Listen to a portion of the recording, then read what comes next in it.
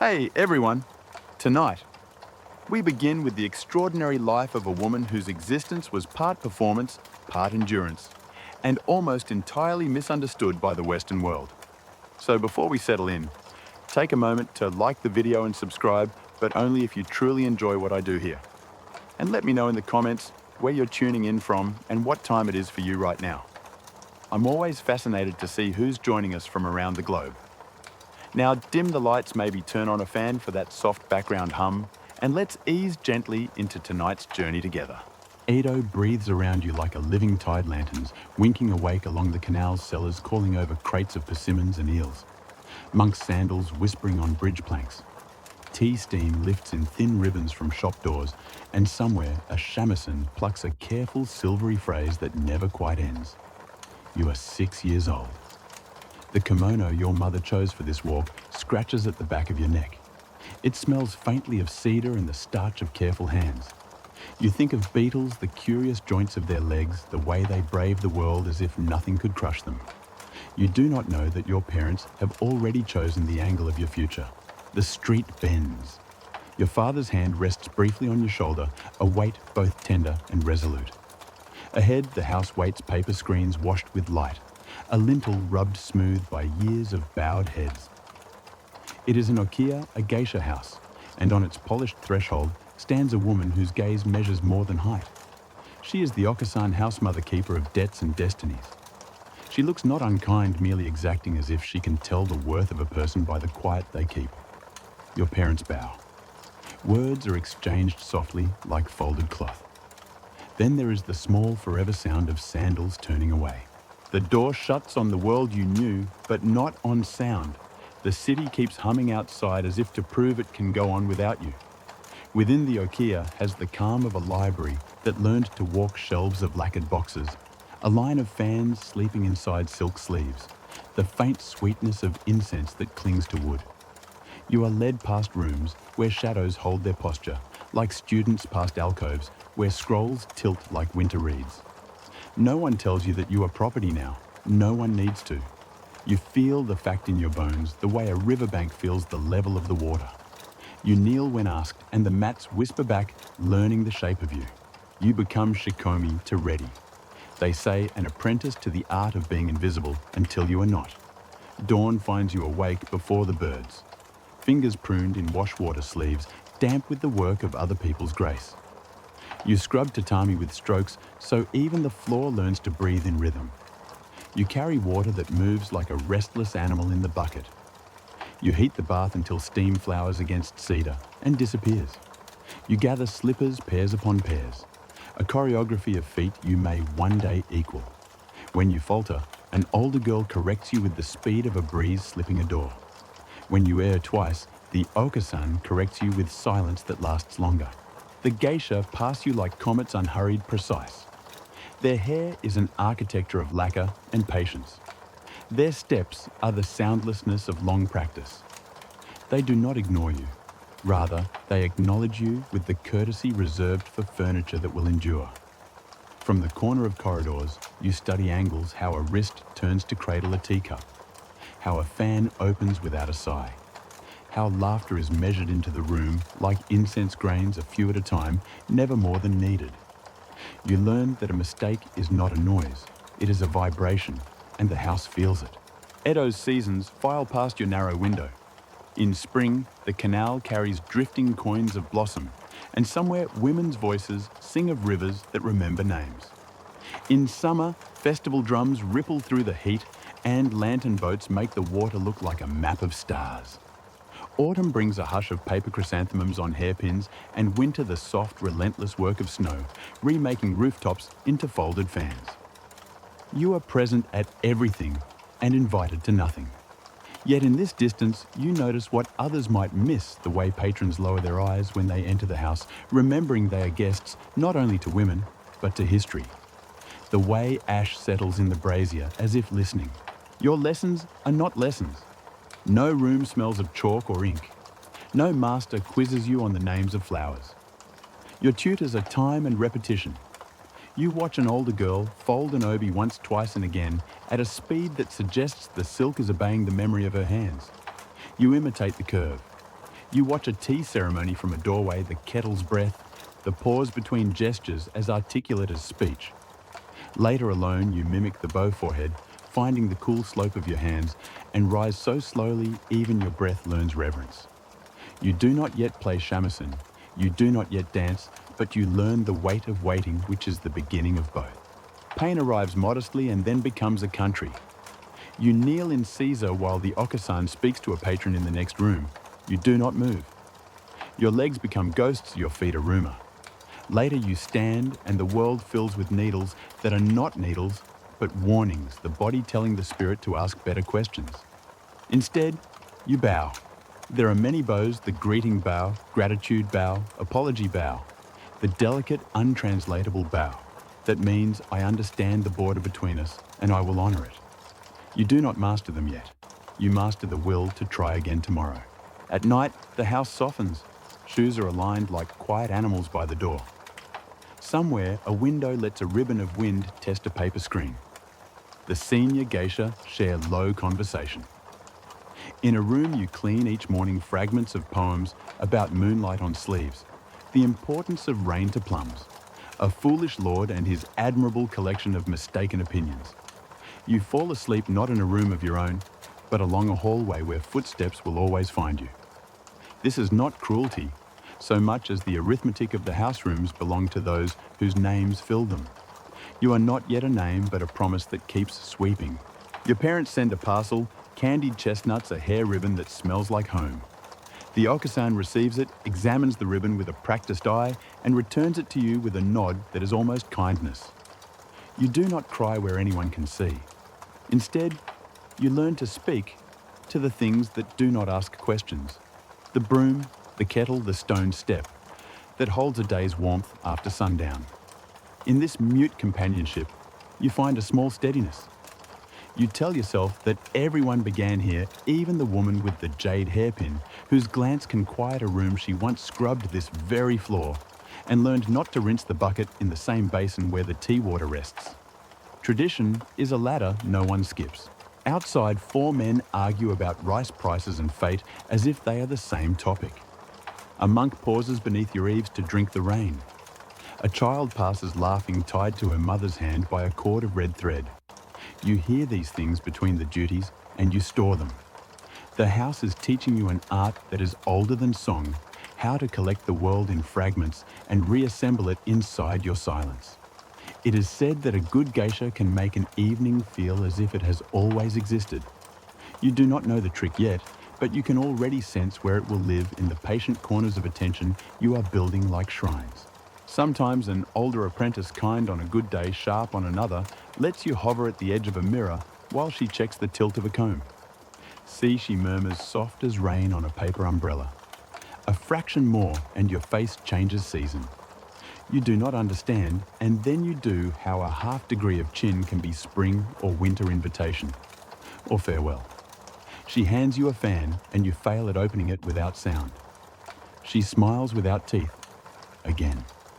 You practice in the storeroom until the silk stops protesting. When you finally make no sound at all, you feel like a door that learned to be wind. In the second winter, a patron visiting the house pauses to watch you set the brazier. He says nothing, but when he leaves, the Okiya-san's eyes find you. Your hands, she says, did not hurry. The praise is small enough to fit inside a teacup, but it warms like sake. That night you sleep with your palms open as if to let the moment rest there.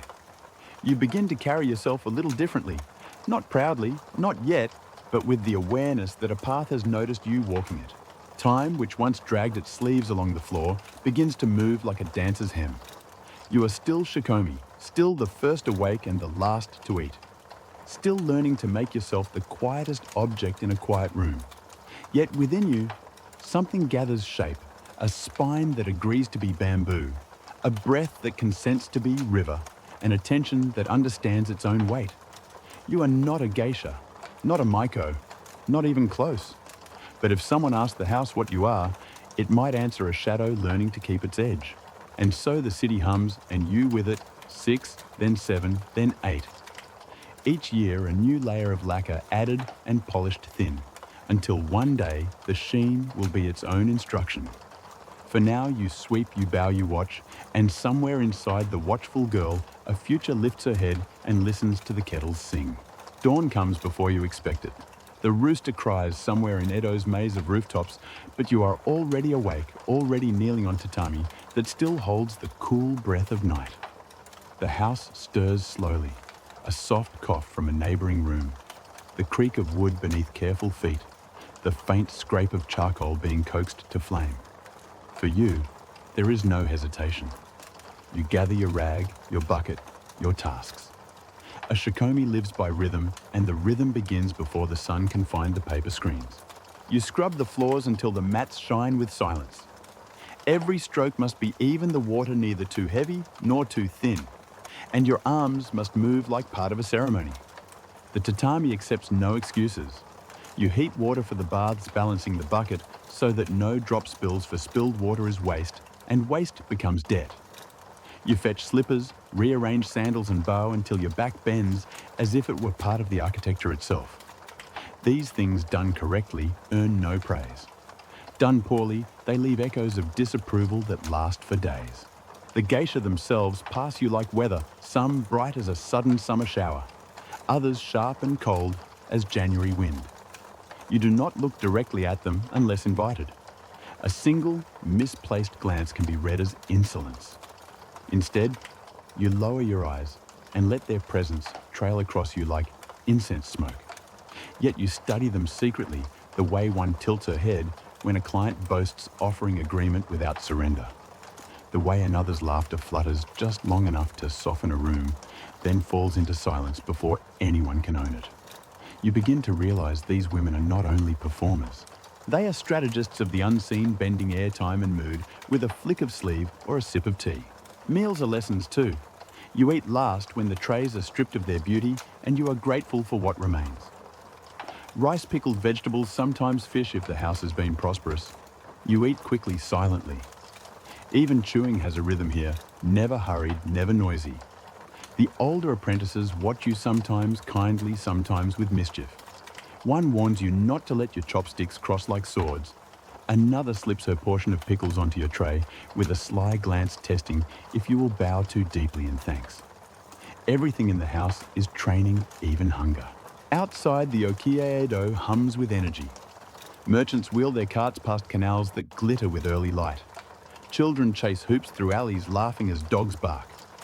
Priests sweep temple steps, their brooms whispering sutras into the dust. From where you kneel by the gate, you catch glimpses of this city that is yours and not yours. It is a world you cannot join yet, though sometimes you hear music drift from the pleasure quarters, the plucking of shamisen strings blending with men's laughter. For now, you belong to the shadows of the Okiya, a hidden student of grace. Silence is the strictest of your teachers. You must never speak unless spoken to, and even then, your voice must be careful, neither too fast nor too slow, always balanced like a bowl on a fingertip. The house seems to test you constantly. A geisha might drop her fan just near enough for you to retrieve. If you move too eagerly, you appear clumsy. If too slowly, disrespectful. Even blinking feels dangerous, as if your eyelids could betray impatience. You learn to exist in a narrow space between presence and absence. It is said that shadows do not err, and so you try to become one. Yet shadows listen, and listening becomes your power. From doorways, you hear poems recited to patrons, stories of emperors, long-dead gossip about noble households. You memorize fragments, Basho's verses of frogs and ponds, the names of distant provinces, the way laughter shifts when sak flows. You are building an invisible library. No one tells you to do this. No one needs to. You sense that one day these fragments will become your instruments. At night, when your chores are finished and the house softens, you allow yourself a breath of wonder. In the main hall, the lamps flicker against lacquered walls, painting patterns of gold and shadow. The geisha gather their movements, fluid their faces like masks carved from porcelain. A shamisen begins its sound sharp, then mournful, then playful as a fox. You sit in the hallway unseen, letting the music press itself into your bones. For a moment, you are not a servant. You are an audience, and the world expands with the notes. You fall asleep on a thin futon laid across the corridor. The wood beneath creaks as others pass. Dreams come fitfully images of silk sleeves sweeping over tatami of lanterns rising like moons into the night sky of your mother's hands, adjusting a ribbon long ago. When morning comes, you rise again. No one praises endurance, but the house remembers who stumbles, and you have not stumbled yet. Weeks turn into months, and months into years. You grow taller, but your tasks remain low to the ground. You kneel, you scrub, you bow, you endure. Sometimes the older girls soften toward you, offering a quiet word or a stolen sweet. Other times, they sharpen, reminding you that every geisha in the house once began where you are now. Even the proudest crane was once a chick, one tells you, brushing her hair before a mirror clouded with candle smoke. It is not meant as comfort, yet in the quiet of your own thoughts, you let it be. The body learns before the mind does. At first, your knees ache after only a few breaths in Caesar, the formal kneeling posture. 3 minutes and they tingle 5 and they burn 10, and they disappear altogether into a numb, threatening silence. But you are not allowed to move. Not a shift of ankle, not a twitch of hand. To move is to admit weakness, and weakness has no place in the house. So you remain spine straight as bamboo head bowed at the angle of humility, even as your legs cry mutiny. The discipline spreads. Posture is everything. When you sit, your back is never slouched. When you stand, your shoulders never sag. The house is full of silent corrections, an older girl brushing past you with a subtle push to your elbow. The Okiya pausing mid-sentence to narrow her eyes at your stance. Soon you begin correcting yourself, folding your body into the exactness expected, until even in sleep, you dream of holding your chin a fraction higher, your hands folded with perfect stillness. And then there are the bows, 100 variations each carrying its own weight. A shallow nod for greeting, a deeper bow for thanks, a longer, humbler bend for apology, and the unspoken bow, the one that admits fault before anyone has named it, preemptively softening a blow. You practice until your spine aches and your forehead tingles from pressing against tatami. One day you bow too quickly and an elder scolds you with words soft as silk but heavy as iron. A bow must breathe, child. If it has no breath, it is only bending. From then on, you listen for the silence between breaths as you lower your head and you begin to understand. Training reaches into stillness itself. You are asked to sit in the tea room for an hour without moving, watching steam curl from the spout of an iron kettle. At first, the minutes crawl. You think of beetles of your mother's voice of how much your toes itch. But gradually, the rhythm of the room overtakes you. The slow hiss of water, the faint creak of bamboo ladle, the incense's thin trail climbing like a thread to heaven. The silence is not empty, it is alive. And in that moment, you realize that stillness is also an art, one that demands as much endurance as dance or music. The tea ceremony itself becomes your next invisible teacher. You are not yet permitted to serve only to watch. But watching is its own school. Every movement is deliberate, from the way a sleeve is pulled back to the tilt of a wrist when pouring water. The tea bowl is turned not once but twice each rotation, honouring guest host and spirit alike. Even the act of placing the bowl is a poem, a gentle meeting of ceramic and tatami, as if the world itself depended on not disturbing the air. You watch until you know the sequence by heart, until your own fingers twitch at night, practicing the pour in dreams. The house layers lessons upon lessons, each one more invisible than the last. You are taught how to walk so that your steps make no sound. At first you stumble, the wooden getter clattering against stone. Too loud, someone murmurs, and you try again, heel just grazing the ground, before the toe, each motion sliding into the next. Soon you can glide across tatami without raising the slightest whisper, as if your feet are clouds. Later, you practice carrying trays of tea while bowing at the same time, an impossible dance of balance and humility. You spill once, twice, 3 times, until finally the liquid remains steady, as if the bowl trusts you. Pain becomes a companion, but not an enemy. The cramp in your legs, the stiffness in your shoulders, the bruises on your knees, they are teachers too. The Okiya once tells you, a geisha's beauty is not in her face, but in her control. If you cannot rule your body will betray you. You remember this each time your bones protest, and you answer with silence. Outside, Edo carries on in its restless rhythm. Spring blossoms scatter across the canal. Summer thunder shakes the wooden houses. Autumn winds rattle the paper screens.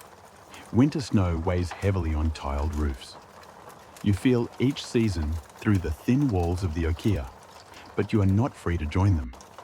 Instead, the seasons join you woven into the flowers used for hair ornaments, the fabrics of kimono folded and refolded, the poems whispered during evening gatherings. Your endurance is not only of the body, but of time itself. Gradually, you notice a change. Where once you fought your posture, now it feels natural. Where once you cursed the silence, now it feels full of hidden music. Your movements become slower, steadier, as if drawn from a deeper well. The Oka-san notices too. One day, as you bow before her, she nods faintly. Better, she says. Just one word, but it fills you more than any feast. And then comes a revelation quiet as snow endurance is not suffering. It is transformation. What once felt like chains has become a shape you wear with ease. You are still shikomi, still at the bottom of the house's order. But within you, something has shifted. You are less child, more shadow. Less noise, more presence. And though you do not yet know the songs, the dances, or the words that charm patrons, you have learned the foundation of it all. How to exist without faltering. How to endure beautifully. The day arrives without fanfare, though you have dreamt of it for years. After endless months of scrubbing floors, fetching water, and bowing until your spine seemed carved from humility, you are told the words that change everything. You will no longer be a shikomi. You are ready to step into the role of Maiko in apprentice Geisha. It is both an honor and a sentence, a doorway into a life that is at once dazzling and demanding. You bow to the Oka-san, your forehead brushing tatami, and feel your heart beat not with freedom, but with a heavier kind of duty. Your transformation begins with hair. Professional stylists arrive carrying boxes of pins, combs, and tools as mysterious as a surgeon's kit. They twist and tug coating strands with wax until your scalp aches with each pull. Hours pass. You are not allowed to move, though your neck longs to surrender. Finally, you catch sight of yourself in the mirror. Your head has become a sculpture, the Nihongami style, high and elaborate, a crown of lacquer and precision. It feels less like your hair, and more like an altar you must now protect. And so you are introduced to the takamakura, the wooden pillow on which you must sleep to keep your hair from collapsing. You lie down that first night with your neck balanced awkwardly, sleep fractured into shallow pieces, as though the pillow itself is testing your resolve. Then comes the kimono. Heavy layers of embroidered silk descend on you like armor. The fabric breathes of cedar chests and incense, yet its weight presses into your shoulders until you feel you are carrying the season itself. The sleeves trail like rivers, and the obi, that vast sash tied across your back, feels like the embrace of a stone guardian. It takes 3 women to dress you their hands, moving swiftly in patterns older than memory. When they finish, you barely recognize yourself. You are no longer a child. You are a vessel wrapped in color, each thread a symbol. Crimson for youth, white for purity, gold for the blessings of fortune. Ornaments follow. Kanzashi hairpins bright with flowers of the season are woven into your sculpted hair. Chrysanthemums in autumn, plum blossoms in winter, irises in spring. Each design declares your rank and your moment in time, so that anyone who sees you knows not just who you are, but where you stand in the dance of apprenticeship. These ornaments glitter, but they are also sharp slivers of elegance that could draw blood if handled carelessly. You learn to move your head gently, as though even your thoughts might rattle them loose. The day of your misadashi, your formal debut, is unlike any other. Your makeup is painted with ritual precision. Rice powder whitening your face until you resemble a porcelain doll. Your lips painted only in part, a red bow across the lower lip to mark your status as apprentice. You step into Okobo sandals, towering wooden blocks that make each step a test of balance. The streets of Kyoto tilt beneath you as you walk, lanterns swaying above townsfolk, pausing to stare. They know what you are now. They see the trailing sleeves, the heavy obi tied in the Durari style, its long ribbon falling behind like a banner, announcing your new life. The ceremony itself is both public and intimate. Patrons gather folding fans, hiding quiet judgments. Elders nod, remembering their own youth. You bow until your body remembers every lesson of silence and endurance. You serve tea without spilling, smile without trembling, and endure the scrutiny of eyes that weigh your worth. And somehow you succeed. You do not stumble on your sandals. You do not falter in your bow. When the day ends, you are exhausted but unbroken. You have crossed a threshold, leaving behind invisibility for the harsh glow of notice. That evening, when the house is quiet, you remove the ornaments one by one, each pin whispering as it leaves your hair. Your scalp throbs, your shoulders ache, your lips feel stiff with paint, and yet within you burns a fragile pride. You are no longer merely a shadow sweeping corridors. You are a Maiko, a living blossom, a child of silk and silence, stepping cautiously but unmistakably toward the long path of Geisha. The first time they paint your face, you do not recognize the reflection. The Okiya herself oversees the ritual as if to remind you this transformation is sacred. A fine layer of rice powder, ground smooth as moonlight, is mixed with water into a paste that smells faintly of chalk. It is brushed across your face, your neck, even the nape, where the hairline dips in 3 deliberate curves. The white coating erases you, your freckles, your childhood softness, the girl who once ran after beetles in Edo streets. In her place emerges something older, something ceremonial. The red follows, a thin line drawn around your eyes, sharp as the rim of a lacquer bowl. Black accents trace the lids not with the liquid pens of a modern age, but with powders mixed in oils applied by brushes thin as reeds. The effect is dramatic, turning every glance into a statement. Lips are last. For a Maiko, only the lower lip is painted small and crimson, a secret flame against the whiteness. The upper lip remains pale and unfinished echo, reminding the world that you are not yet complete. It is modesty disguised as beauty, restraint disguised as allure. When you finally look into the polished bronze mirror, your breath catches. You are no longer a child. You are not quite a woman either. You are art unfinished, but already capable of commanding attention. The painted face is not vanity, it is armor. Beneath it, you can hide your exhaustion, your fear, even your hunger. Patrons will not see the trembling girl beneath. They will see elegance, tradition, mystery. You are becoming less yourself, more a vessel for the centuries of women who came before you. The preparation is meticulous, a ritual as long as prayer.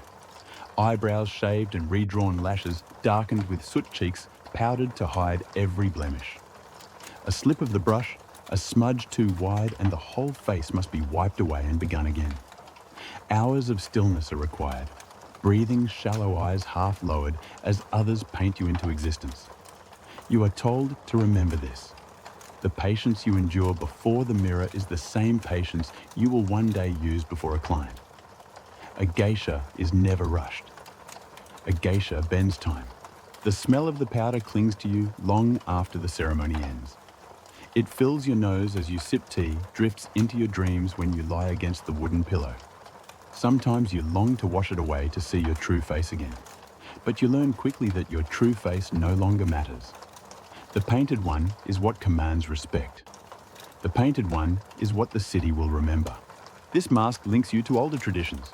You are told of no actors who for centuries painted their faces white to appear less human, more spirit. The geisha borrows from that same otherworldliness. White does not mean purity. Here it means distance, a reminder that you stand between worlds, not entirely of the common folk, not entirely of the nobles, but belonging to the floating world of Okiya, where beauty and impermanence meet.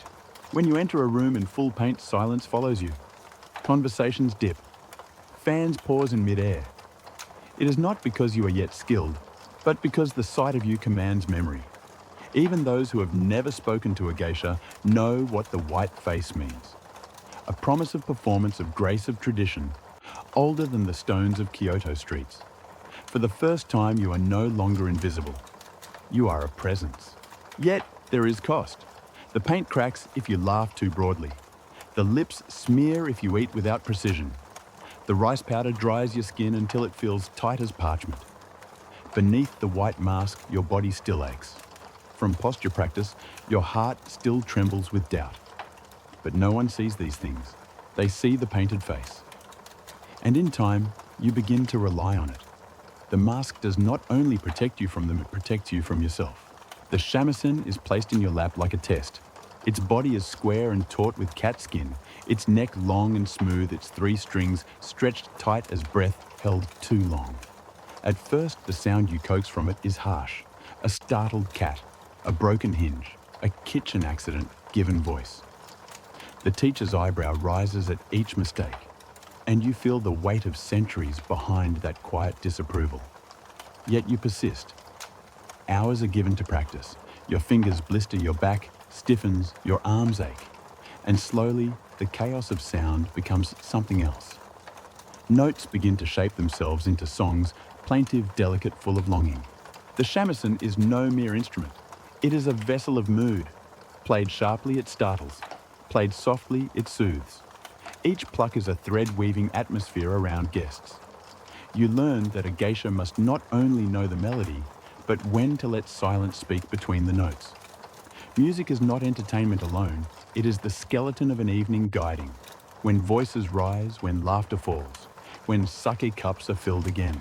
But music is only half your training. The other half is language, the art of speaking without speaking plainly. You study poems, hundreds of them, until they sit on your tongue like prayers ready to be whispered. Basho's haiku about frogs and old ponds. Classical verses about cherry blossoms drifting like lost souls. You do not recite them stiffly. You must weave them into conversation so that a patron drunk on sake and longing feels as though the poem was written for him alone. Conversation is a weapon sharpened with care. You learn to flatter without lying, to listen without truly agreeing, to redirect without ever seeming abrupt. A man boasts of his wealth, you nod, but turn his attention toward the moon outside the window. Asking softly whether it does not remind him of a memory from his youth. He presses too closely, you smile, refill his cup, and speak of how plum blossoms bloom earlier this year. You master the art of making him feel seen, even as you keep yourself hidden. Your voice becomes an instrument no less than the shamisen. Higher when you wish to sound playful, lower when the evening calls for solemnity. Laughter is measured, never spilling over into rudeness. Even silence is a form of speech. A pause, a lowered gaze, a tilt of the head, all carry meaning. Clients sometimes leave convinced they were confided in, though you have revealed nothing at all. Seasons shape your training. In spring, you learn dances to celebrate the cherry blossom sleeves fluttering like petals in the wind. In summer, you memorize songs sung at festivals when lanterns glow against the humid night. Autumn brings poems of harvest moons and fading light. Winter tales of snow falling upon roofs like folded paper. A geisha does not merely entertain. She embodies the season itself so that each guest feels as though time bends around the evening. Gradually, you sense the shift within yourself. You are no longer the silent child scrubbing floors, nor the trembling girl painted into porcelain. You are becoming an artist of presence. When you pluck the shamisen, people turn their heads. When you speak, fans lower and eyes sharpen. You are learning the rarest skill of all, to hold a room without claiming it. From the moment you step into the world as a Maiko, the whispers begin. Dana. The word carries both promise and peril, and it follows you like the scent of incense that clings to silk long after the lamps are extinguished. A Dana is a patron, a man of means who supports your career, your kimono, your ornaments, your very survival. To some, it sounds like fortune. To others, like a silken chain. The house chooses not you. The Okiya weighs reputation, wealth, connections. She considers who can sustain the cost of your elaborate wardrobe, who might elevate the Okiya's name in Kyoto's delicate web of prestige. And when the choice is made, you are expected to smile. Perhaps the man is kind, a true admirer of the arts. Perhaps he is distant, his presence felt only in the gifts he provides. Or perhaps he is demanding, his breath heavy, his gaze too sharp. The rules are never written yet, everyone knows them. Not every patron expects intimacy. Some genuinely wish to see you flourish to preserve the traditions you embody. They sponsor your lessons, your performances, and take pride in watching you blossom. Others are less honourable. Their expectations are unspoken yet heavy. You are trained to walk this balance, to smile without surrender, to give presence without yielding yourself. It is an art as much as dance or song. Legends of patrons and geisha drift like lanterns through Kyoto's streets. Ukiyo-e prints sold in bustling markets sometimes blur the line between courtesans and geisha, spreading stories that are not quite true. Foreigners who see these prints imagine a world of endless romance, but you know better. A geisha is not a courtesan. A geisha is performance refinement art. Yet still the confusion persists, and you must learn the patient grace of correcting, without correcting of steering perception, without ever saying, "You are wrong." There are stories told among apprentices, cautionary tales of geisha whose patrons grew jealous, possessive, controlling, of those who lived in silk but carried chains invisible to outsiders. But there are also stories of loyalty of geisha, who found in their patrons a lifelong protector, someone who shielded them from financial ruin, who allowed them to focus on art rather than survival. Every tale is both a warning and a possibility, and you listen closely. When you finally meet the man chosen as your Dana, the air feels different. He is older, with the steady presence of someone used to being obeyed. His robes smell faintly of cedar and ink, the scent of documents and authority. You bow your forehead near the tatami, and when you rise, your smile is perfectly measured, warm, but never too warm. He studies you as though you are both person and performance. In truth, you are both. As the months pass, you learn the delicate dance of patronage. His name is whispered in the Okiya with respect for his wealth.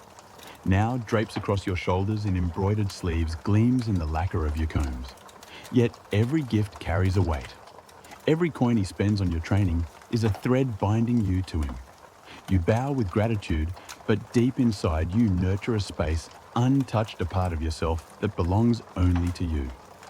For you know the true art of survival is to remain graceful while keeping your soul unclaimed. One morning they place before you a pair of shoes so strange they might have been carved for spirits. Towering platforms of solid wood, glossy and pale, their height enough to tilt the earth beneath your steps. Okobo they are called. Shoes meant not for comfort but for ceremony. As a Maiko, they are your burden and your banner. At first you laugh softly, quickly, silenced by the stern gaze of your elder sister. These are no joke. These are your new feet, the sound of your new life. You slip them on, feeling as though the ground has retreated. Your balance wavers. Your arms flutter like wings seeking air. The first steps are hesitant, awkward, as if you are learning to walk again. Yet the Okasan watches arms, folded, her eyes unblinking. You must glide, not stumble. A geisha never stumbles. The sound is sharp, deliberate clop, clop, clop. Wooden towers striking stone streets, echoing in alleys, marking your presence before you arrive. In Kyoto, people turn their heads at that rhythm. They know it belongs to the Maiko still in training, still suffering visibly for the art she will one day embody. For the geisha shoes are flatter, kinder, quieter. But for you, every step is a trial. Each click announces both your youth and your endurance. Rain is your enemy. The streets grow slick and the okobo turn treacherous. You are told to move slowly, to let the fall of your sleeves balance your body, to breathe with each step, as though even walking is a dance. Muscles awaken in your ankles and calves you never knew existed, burning each night when you remove the shoes. Your legs ache, but soon they harden. Your body adapts. Grace is forged in pain. Children sometimes follow you in the streets laughing, imitating your heavy, careful steps. You smile faintly, but do not break the illusion. To them, you are a walking lantern, bright and untouchable. To yourself, you are learning the oldest truth that beauty is not effortless. It is built with disciplined suffering and the stubborn dignity to keep walking even when your body begs to rest. Seasons pass. The sound of your own footsteps becomes familiar, then comforting. In the hush of dusk, when lanterns flicker to life along the alleys of Gion, you hear your shoes echo against the stone and realize you are no longer thinking about balance. You are moving like water carried in a vessel of wood and silk. The Okubo have taught you what words could not, to rise above the earth, to glide where others stumble, to let elegance be louder than pain. Whispers float through the tea houses, tangled like smoke from 100 braziers. Foreign merchants newly arrived point at you and murmur words half understood, Geisha, Oirin. To them, the difference blurs in painted lips and embroidered sleeves. But to you, the line is everything. The Oirin, the courtesan, dazzles in her own right. Her obi is tied in the front wide and heavy, a knot meant for easy undoing. Her parade through the pleasure quarters is a spectacle. Hair towers heavy with ornaments, attendants carrying lanterns to light her way. She sells intimacy wrapped in performance beauty with an ending behind closed doors. You, however, are something different. Your obi ties in the back, cumbersome to undo signalling distance. You sell presents, not possession. An evening with you ends in applause, not in bedchambers. You are the pause between verses of a song, the stillness of snow falling outside a tea house. To confuse you with a courtesan is to mistake the moon's reflection in water for the moon itself. Yet misunderstandings are constant. Some men emboldened by drink lean closer, their whispers thick with suggestion. You cannot slap their hand or raise your voice that would shatter the illusion. Instead, you wield words like silk. Ah, you must be very popular with women. The flattery disarms them, turns the weight of their desire back upon themselves. Such a shame I am terribly busy that day. The day not named, the refusal wrapped in politeness. Sometimes a soft laugh and a change of subject suffices. It is a dance more delicate than any choreographed step. To say no without ever saying no. To draw lines without leaving scars. You learn to tilt your head just so, to let silence grow heavy until the subject shifts. It is not rejection, it is redirection. A geisha is never blunt. She is water flowing around stone, wearing it down slowly and visibly until it yields. Among yourselves in the quiet of the Okiya, you laugh softly at the stories. How many men believed they had won your affection, when in truth they were drinking sake with their own reflections, guided by your artful nods. Yet beneath the laughter lies steel. Each story is a reminder that survival is built not on confrontation, but on control. You are not a courtesan, and you will never allow them to forget it. And so the nights continue, the line between illusion and truth drawn again and again in the curve of your lips, in the flutter of your fan, in the way you rise at the end of the evening, bowing with grace, leaving them wondering what they missed. To an outsider, the Okiya appears serene. Paper walls glow softly with lamplight, Shamisen notes. Drift like dragonflies through the corridors, and the rustle of silk whispers of harmony. But you living within those walls know better. Beneath the surface of elegance, a silent battlefield exists. Not of swords or blood, but of smiles, rumors, and perfectly timed bows. Every geisha and Maiko is both sister and rival. Praise from a patron, an extra glance from a client, even a small compliment from the Okiya can tilt the balance. Suddenly, sandals go missing before an evening performance. A shamisen string snaps mysteriously, though it was tuned an hour earlier. A kimono hem is whispered to be too bold, too presumptuous. Nothing is ever said aloud. Everything is suggestion, sharpened like a fan's edge. You learn quickly, not all kindness is genuine. A compliment may be a dagger wrapped in silk. Your dance was so spirited tonight, so unlike the usual grace we are trained for. The words sting, but the smile remains. Retaliation is never open. It is a misplaced syllable in a haiku, a soft remark to a patron about another girl's supposed lateness, a rumor loosed into the air like incense smoke, impossible to grasp, yet lingering in the room. These are the fan wars, as they are quietly called. No swords are drawn, but reputations rise and fall as swiftly as cherry blossoms on the Kamo River. The Okiya pretends not to notice, though her sharp eyes miss nothing. Perhaps she even encourages it. Rivalry sharpens performance. Only those who endure the silent battles can stand before Kyoto's elite without flinching. Sometimes allies form. A senior geisha may take a liking to you, offering advice, shielding you from the sharper barbs. Other times, you stand alone, your only defense, the composure etched into your posture and smile. In these moments, you understand elegance is not just for clients. It is your armor within the house itself. There are nights when the rivalry feels unbearable, when you wish to shout to break the silence with truth. But you bow instead lower than ever before and whisper thanks with the sweetness of plum blossoms. Because here, grace is the blade and patience is victory. You endure not by fighting, but by surviving beautifully. It happens quietly, almost without ceremony. One morning, you wake and you are no longer a Maiko. You have become Geisha. There is no sudden parade, no fireworks along the Kamo River. The transformation is subtle, woven into your appearance, your posture, your very breath. Yet everyone notices. Your kimono changes first. Gone are the vividly embroidered sleeves of youth that trailed like banners behind you.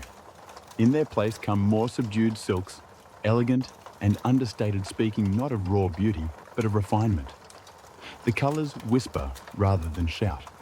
The patterns tell their stories in threads meant for those who know how to look. You no longer need to demand attention. You command it through restraint. Your hair changes too.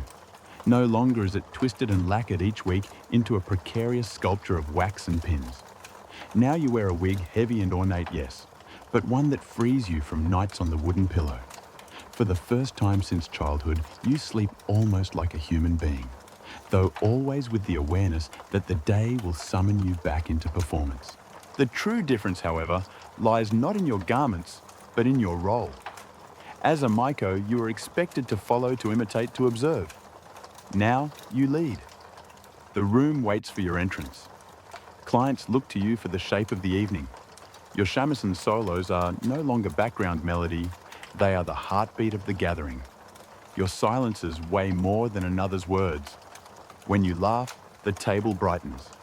When you fall still, the room grows cautious. With this transformation comes responsibility. Younger apprentices now bow to you, their eyes wide with the same uncertainty you once carried. You correct them gently with a glance, a touch, a softly murmured word. You recognize yourself in their trembling bows, their hands fumbling over the fan. And you realize this is legacy. You are not just performing for the clients. You are performing for those who will one day stand where you stand. In the stillness of your chamber, you sometimes wonder at the years behind you. The endless bowing, the posture, training the shoes that bruised your feet, the painted face that erased your childhood. All of it has shaped you into this moment, a woman both real and unreal, flesh and silk, history and present. You are not simply part of the Okiya, you are its living emblem. And when you step once more into the lamplight, the air seems to shift around you. For the first time, you understand you are no longer pretending. You are the very thing you once feared and admired. You are Geisha. With your new title comes a quieter rhythm. The frenzy of apprenticeship gives way to the steady weight of mastery. You no longer race through corridors balancing trays or hiding your mistakes behind painted smiles. Instead, you move with a composure born of years endured. When you enter the tea house, clients sense it immediately, the shift in air, the hush that follows. You are no longer a girl in training. You are the evening itself. Your wardrobe speaks this truth. The bright floral extravagance of the Maiko is replaced by deeper tones, indigo, black, soft gold. These are not the colours of youthful allure, but of cultivated elegance. The wig sits heavy on your head, styled with fewer ornaments, for you no longer need to announce your presence with glittering pins. You are not decoration, you are definition. Now you are asked to mentor. A trembling shikomi bows before you, her forehead nearly touching the tatami. And you remember when you two scrubbed floors in silence, aching to be seen. You watch her movements, how she holds the tray, how she bows too quickly, how her smile lingers too long, and with a single look you guide her. Not unkindly, but firmly. For you know the truth, softness without discipline will not protect her. Outside, the Okiya clients treat you differently. They no longer lean in with careless boldness, mistaking performance for invitation. Instead, they wait cautious, aware that a single arch of your brow can silence their boasting. This is a new kind of power, subtle, invisible, and sharper than any blade. You do not seize it. You let it rest upon your shoulders like a mantle woven of silence and centuries. And yet beneath the mastery lies something gentler. You begin to see that your presence carries not only artistry, but memory. When you laugh softly at a patron's story, it is not only your laughter he hears, it is the echo of countless geisha before you. Women who survived, endured, and turned endurance into beauty. When you play the shamisen, the strings hum with their voices too. You are no longer only yourself, you are lineage. Some nights after the guests have gone and the lanterns are extinguished, you sit alone with your tea staring at the moon through paper screens. Your knees ache as they always have your back holds its rigid posture out of habit. And you wonder, will anyone remember your name? Perhaps not. Perhaps you will vanish into the line of women who carried the art before you. But in the fan's opening, in the brush of silk, across tatami, in the pause before laughter, you will remain. Not as a person, but as presence. No one tells you when it begins the slow dimming of the spotlight. There is no ceremony, no final bow. One evening, you notice the patrons call more often for the younger Maiko, their cheeks still bright with the flush of novelty. Another evening, you realize the applause lingers a little longer for someone else's dance. And so quietly, almost tenderly, you begin to fade. This fading is not disgrace. It is the natural tide of the floating world. Just as cherry blossoms bloom brilliantly only to scatter in the river's current, so too does a geisha's brilliance shift from stage to shadow. Some resist it, clinging to painted smiles long after the crowd has moved on. Others accept it gracefully as you strive to do, letting the next generation take the center while you step to the side, still present, still dignified. Some geisha transform into teachers.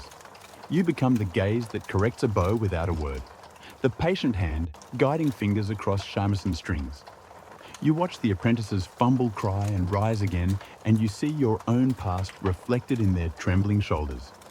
Each correction is a gift, a way of passing on what silence and suffering once taught you. Others ascend to the role of Okiya, the house mother. You remember her, the sharp-eyed woman who could measure your worth by the angle of your bow. Now it is you at the doorway studying the new shikomi who dares to smile too eagerly. You become the keeper of the house, the arbiter of its future, the quiet strategist who decides which girl will rise and which will remain in shadows a little longer. The cycle continues and you are both its product and its guardian. Some geisha marry discreetly, strategically, perhaps to a former patron whose breath has slowed, but whose wealth endures. Marriage is not the end of performance, only a change of stage. You smile in drawing rooms instead of tea houses, manage households instead of rivalries. The silk remains the posture, remains the art of silence remains. Only the setting shifts. And then there are those who simply continue year after year, hosting quieter gatherings. Their voices softer, their dances slower, but their presence no less powerful. They no longer dazzle, they steady. A single nod from them can shape the tone of an evening. Their absence more than their presence is what patrons notice. You think often of the word legacy, not as fame, not as stories told in books, but as gestures repeated across time. A fan opened with precision, a smile measured to the breath, a silence that holds more weight than words. These things endure even when names do not. And so you fade, yes, but not into nothingness. You fade into memory, into ritual, into the invisible threads that bind past to present. You fade into the art itself, and in doing so, you remain eternal. The years carve themselves gently into your reflection. Fine lines trace where once there was only painted smoothness, and the weight of silk feels heavier than before. Yet when you enter a tea house, the air still shifts. Patrons lower their fans. Apprentices straighten their backs. Respect has grown in place of youthful admiration. You are no longer the blossom on the branch, you are the tree itself, steady, enduring. The city around you changes. Edo becomes Tokyo. Lanterns are replaced by electric bulbs. Rickshaws give way to rattling streetcars. Foreigners walk Kyoto's streets, their eyes curious, their words carrying stories of distant lands. Some seek geisha as exotic wonders, confusing you still with courtesans. Others approach with reverence as though stepping into a living museum. You smile at both with the same composure, answering their clumsy questions with the artful vagueness you have always mastered. Inside the Okiya, however, time holds differently. Shamisen strings still hum in familiar keys. Tea still steams in porcelain cups. Fans still snap open with the crispness of falling leaves. Yet the floating world, the Okiya, feels thinner now, more fragile, like a painting left too long in sunlight.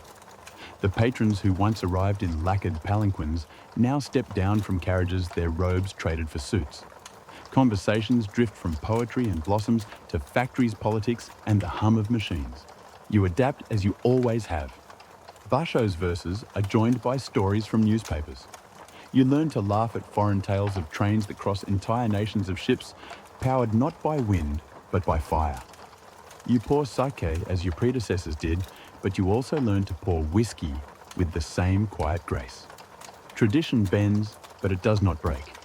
It survives in your posture, in the way you time your laughter, in the stillness between your words. Sometimes when the night is late and guests are gone, you sit by the paper screens and listen to the city's new sounds. The old rhythms, the clip of a kobo, the hush of silk, mingle with the whistle of trains and the clatter of foreign tongues. You wonder what will become of the floating world, whether it will dissolve entirely or simply change its shape, carried forward by women yet unborn. And then you smile, because you know as long as there is tea to be poured, as long as music can soften an evening, as long as silence can say more than words, the spirit of the geisha will endure. Not unchanged, perhaps, but alive, woven into the fabric of Japan eternal as the moon's reflection upon the Kamo River. You are older now, though. Age has touched you gently. Your back still straightens out of habit. Your hands still fold fans with precision. Yet your body tells truths silk cannot hide. Knees shaped by decades of kneeling. Feet that once balanced on towering okobo, now aching when the rain falls. Still, when you walk through the tea house, apprentices bow low. Not for the geisha you are tonight, but for the geisha you have always been. The spotlight has dimmed, but you remain a presence. Clients still request your company not for flirtation, but for the calm you bring. Your voice, softer now, carries more weight than it once did. A single word of praise steadies an apprentice trembling over her dance.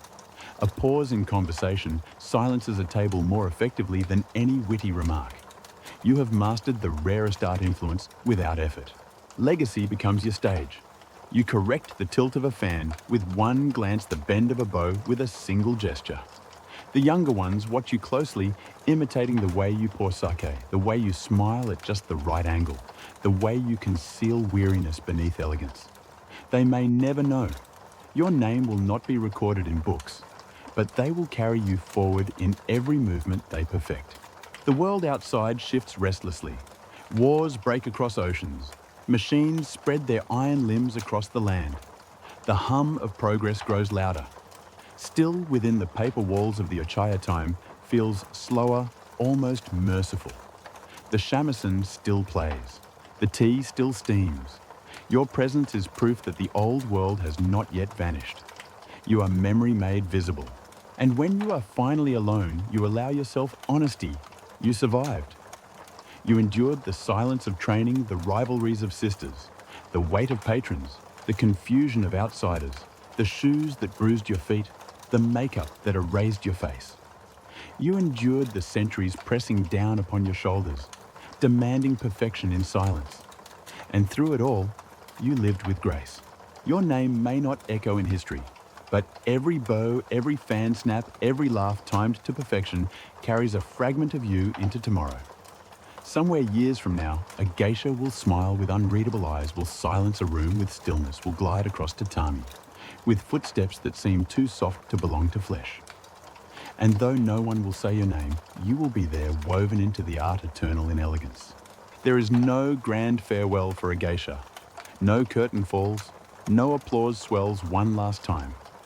You simply step back little by little until the evenings belong to others. Your appearances grow fewer, your performances shorter. One day, without realizing it, you have given your final bow. And yet, you linger in the gestures of those you taught, in the memory of those who once sipped tea while your shamisen played. The floating world itself shifts. Tea houses once filled with candlelight, and the hush of silk now echo with the sounds of tourists and cameras. Patrons are fewer, their laughter mingling with the hum of trains and electric lamps. Some whisper that the geisha are relics fading like smoke. But you know better. The art has always been fragile, always misunderstood, always mistaken for something it was not. And still, it endures. You think often of your first night in the Okiya. The itchy kimono, the stern eyes of the Okasan, the bow that sealed your fate. You remember the floors you scrubbed until your knees bled, the silence you endured until your voice was sharpened into music. You remember the shoes that nearly toppled you, the rivals who whispered behind their fans, the patrons whose gazes you deflected with grace. And most of all, you remember the painted face staring back from the bronze mirror, the mask that hid you and revealed you all at once. Now as you sit in the quiet, the weight of those years feels lighter. You survived not because you were unbroken, but because you bent without shattering. You endured not because the world was kind, but because you learned to carry its demands in silence, dressing endurance in silk. Your legacy will not be carved in stone, but in movements and rituals in the invisible thread that connects every geisha across centuries. And when long after you are gone, someone opens a fan with a crisp snap, someone kneels with quiet dignity, someone laughs softly at the perfect moment, they will not know your name. But in that instant, you will live again. A whisper in the floating world, a presence without sound, a shadow wrapped in elegance. You were never meant to be loud, you were meant to be unforgettable.